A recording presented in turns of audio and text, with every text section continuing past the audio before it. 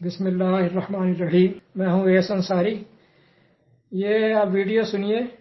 احمد عیسیٰ کرشنا کی ویڈیو ہے جس میں محمد علی مرزا صاحب کا کلپ لگایا ہے. انہوں نے کلپ ڈالا ہے, وہ آپ کلپ سنیے. جب تک ہم سنت اور حدیث کو نہیں مانیں گے بیان القرآن نہیں ہو سکتا. مثال کے طور پر 5 نمازیں مسلمانوں پر فرض, اس پہ تو مسلمانوں کا اجماع ہے نا. اہل سنت کے لانے والے تینوں گروہ بریلوی, دیوبندی, اہل حدیث اور اہل تشیع سب مانتے ہیں کہ 5 نمازیں ہیں. قرآن میں بھی ہے, 700 دفعہ کم از کم نماز کا حکم آیا ہے. طریقہ ایک دفعہ بھی نہیں بتایا. یہ ہدایت کی کتاب ہے, اس میں ہدایت کے اصول بیان کیے گئے ہیں. یہ شریعت کی ڈیٹیل اس طرح کتاب نہیں ہے, ورنہ تو بہت موٹی کتاب ہو جاتی. تو 5 نمازوں کے اوقات, ان کا طریقہ کار کیا ہوگا, یہ نہیں ہے. قرآن پاک میں اس کی مین ارکان ہے لیکن ان کی ترتیب کوئی نہیں موجود. حج کا ذکر آیا کہ طواف کرو, اس کے بعد صفا مروہ کی صحیح کا ذکر آیا لیکن کوئی ذکر نہیں ہے کہ کتنے طواف کے چکر لگانے, صحیح میں کتنی دفعہ پھیرے لگانے. نکاح اور طلاق کے احکام آئے لیکن ان کی بھی ڈیٹیل نہیں آئی. جمعہ کی اذان کا ذکر ہے کہ جب جمعے کے لیے اذان دی جائے تو مسجد کی طرف دوڑو, اذان کے کلمات نہیں آئے. اب مطلب کوئی پاگل ہی ہوگا جو انکار کرے گا کہ یہ چیزیں کوئی جو ہے وہ خود سے لوگوں نے بنا لی ہوئی ہیں. یہ بیان القرآن میں چیزیں شامل ہیں. قرآن ہی نے ہمیں حدیث کی طرف حکم دیا ہے, فاتبعونی, اور بیان القرآن اب سن چکے ہیں. لہذا حدیث کو قرآن سے الگ نہ کریں, سنت کو قرآن سے الگ نہ کریں. قرآن وحی مطلوع, حدیث وحی غیر مطلوع, جس کی تلاوت نہیں کی جاتی. لیکن یہ قرآن وحی جلی اور حدیث وحی خفی. کہتے ہیں کہ یہ پہلی گپ ان کی ملاحظہ کیجیے, کتنی بڑی گپ انہوں نے چھوڑی ہے. کہتے ہیں کہ قرآن میں کم از کم 700 مرتبہ نماز کا حکم ہے, کم از کم 700 مرتبہ, اور وہ بھی حکم. یعنی جھوٹ ہو تو ایسا ہو ورنہ پھر نہ ہو. جناب قرآن میں صرف اور صرف 87 مرتبہ ذکر ہے قرآن کا, حکم نہیں, ذکر. اور حکم جو ہے وہ صرف 25 مرتبہ ہے. یعنی حکمن جو آیات ہیں وہ صرف 25 ہیں. آپ دیکھیں گے کہاں 25 آیات اور کہاں یہ کہہ رہے ہیں 700 مرتبہ سے زیادہ. اب ان کا یہ کہنا ہے کہ اس قرآن میں صرف احکام کی اجمال ہے, ڈیٹیل نہیں ہے اس کے اندر, اس میں ڈیٹیل نہیں ہے, تفصیل نہیں ہے. اب ہم یہ بتاتے ہیں, حالانکہ قرآن بڑا بھرا پڑا ہوا کہتا ہے کہ قرآن میں کہتا ہے کہ یہ مکمل بھی ہے, مدلل بھی ہے, مفصل بھی ہے. آیتیں بھری ہوئی ہیں قرآن میں. ایک آیت میں رکھتا ہوں یہاں پر, کتاب فصلت آیاتہ 41-3, کتاب فصلت آیاتہ. یہ قرآن وہ کتاب ہے جس کی تفصیل بیان کر دی گئی, جس کی آیات کی تفصیل بیان کر دی گئی ہے, جس کی آیات کو ڈیٹیلڈ بنا دیا گیا ہے, مفصل. نہ صرف قرآن بلکہ قرآن کی آیات بھی. لیکن یہ جس ڈیٹیل کی بات کر رہے ہیں کہ وہ نہیں ہے, تو وہ تو ان کی اپنی ایجاد ہے. وہ قرآن میں کیوں ملے گا, وہ قرآن میں کہاں ملے گا اور کیوں ملے گا, وہ تو نہیں ملے گا. وہ تو ان کا اپنا ایجاد ہے نا, اپنا بنایا ہوا ہے. قرآن نے جو دین دیا ہے, جو اسلام دیا ہے, تو وہ تو اس کے اندر موجود ہے. جو انہوں نے بنایا ہے وہ تو اس میں نہیں ملے گا نا, وہ کہاں سے ملے گا. اس کے جعلی ہونے کا اندازہ اسی سے کر لیجئے کہ روزہ جو صرف سال میں 1 مرتبہ آتا ہے 1 ماہ کے لیے, اس کی پوری تفصیل قرآن نے دے دی ہے صرف 5 آیات میں. سورہ بقرہ کی 182 سے لے کر 187 تک 5 آیات میں اس کی پوری تفصیل دے دی ہے. جو صرف سال میں 1 مرتبہ آتا ہے وہ بھی صرف 1 مہینے کے لیے. جبکہ بقول ان کے یہ دن میں 5 مرتبہ پڑھنے والی نماز جو ہے اور اسلام کا پلر, مضبوط پلر کہلاتی ہے, اس کا 700 مرتبہ حکم دینے کے باوجود یہ تک نہیں بتایا کہ یہ پڑھنے والی کوئی چیز ہے. آپ دیکھیں, یہ تک نہیں بتایا کہ یہ کوئی پڑھنے والی کوئی چیز ہے. نہ اس کے 5 نام بتائے, نام تو درکنار 5 کی گنتی تک نہیں ہے قرآن میں. نہ اس کے اندر کے ذکر و اذکار, نہ ہیت, ادائیگی, یہ فارمیشن. حکم 700 مرتبہ دے دیا, بقول ان کے حکم 700 مرتبہ دے دیا. کیا اتنی مرتبہ حکم دینے سے حجم نہیں پڑ گیا قرآن کا؟ جو یہ کہتے ہیں کہ اس کا حجم بڑھ جاتا, حجم نہیں بڑھ گیا قرآن کا, جو صرف کہہ دینے سے بڑھ جاتا کہ ہم نے 5 نمازیں فرض کی ہیں, یہ نام ہیں ان کے, باقی کا طریقہ تم بخاری مسلم میں ڈھونڈ لینا. اتنا ہی بتا دیتا اللہ تعالیٰ کہ یہ اس کی ڈیٹیل نہیں دے رہا ہوں میں، یہ تم ڈیٹیل باہر سے ڈھونڈ لینا، چلو ہمیں تسلی ہو جاتی۔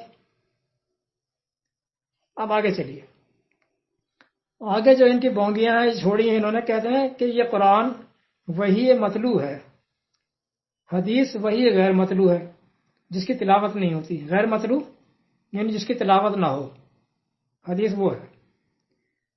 تو کہتے ہیں یہ قرآن وحی جلی ہے اور حدیث وحی خفی ہے۔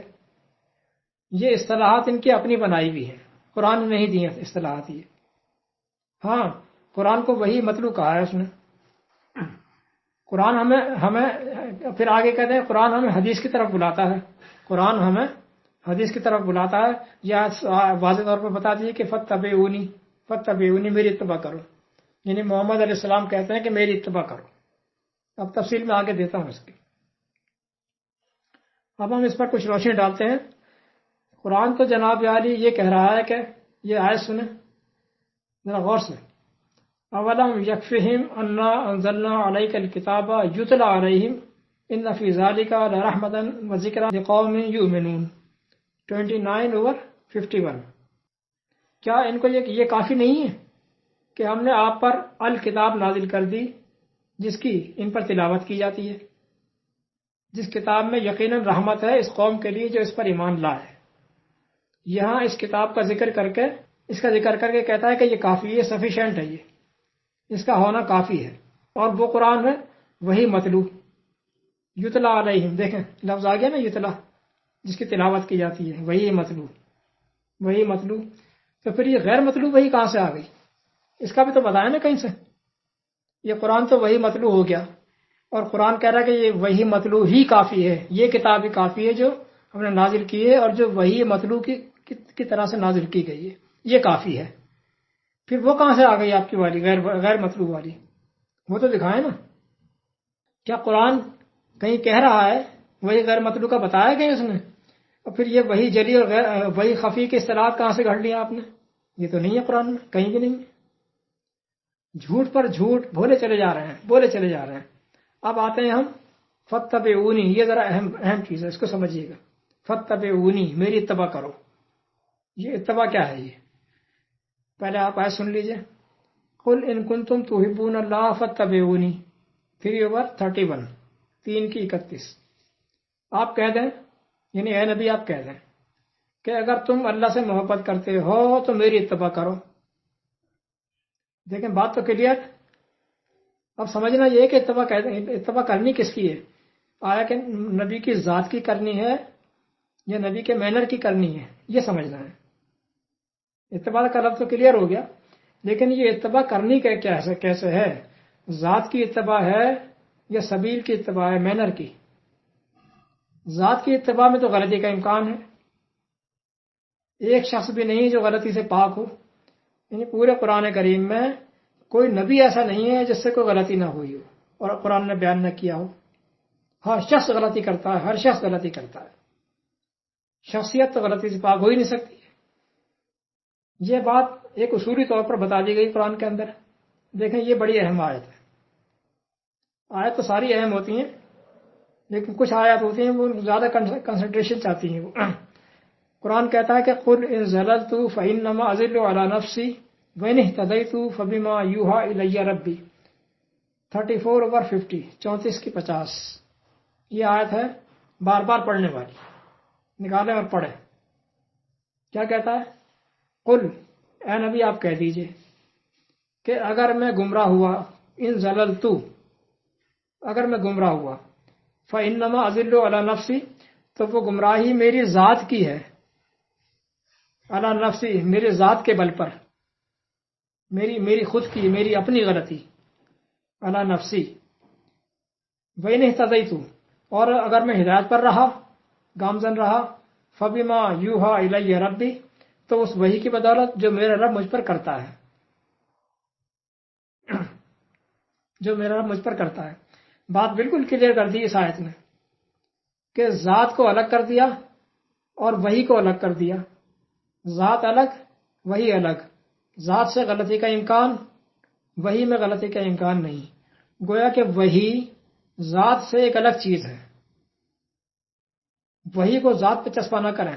وحی ایک الگ چیز ہے، ذات ایک الگ چیز ہے، اور ذات میں دونوں باتیں آ گئیں، یعنی نبی کا قول بھی آ گیا، نبی کا فعل بھی آ گیا۔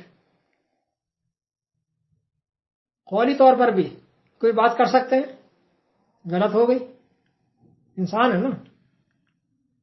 قرآن تو وہی ہے، وہ تو ریٹرن میں لکھا ہوا ہے، موجود، محفوظ، اللہ نے محفوظ کر رکھا ہے اس کو، وہاں تو غلطی کا امکان ہے ہی نہیں۔ ذات میں غلطی کا امکان ہے، کوئی بات کہہ دیا آپ نے، غلط ہو گئی، بعد میں آپ اصلاح بھی کر لیں گے۔ یہ تو انسان کا شیوا ہے نا، غلطی ہو جاتی ہے وہ اصلاح کر لیتا ہے، رجوع کر لیتا ہے۔ کتنے انبیاء نے رجوع کیا، خود نبی کا موجود ہے کہ نبی کے بارے میں سورۃ تحریم کی آیت نمبر 1 کے اندر، یا ایھا النبی لما تحرم ما احل اللہ لک، اے نبی تو کیوں حرام کرتا ہے اس چیز کو جو اللہ نے حلال کر رکھی تیرے لیے؟ تو کیا نبی نے رجوع نہ کیا ہوگا؟ غلطی بھی ہوئی، رجوع بھی کیا۔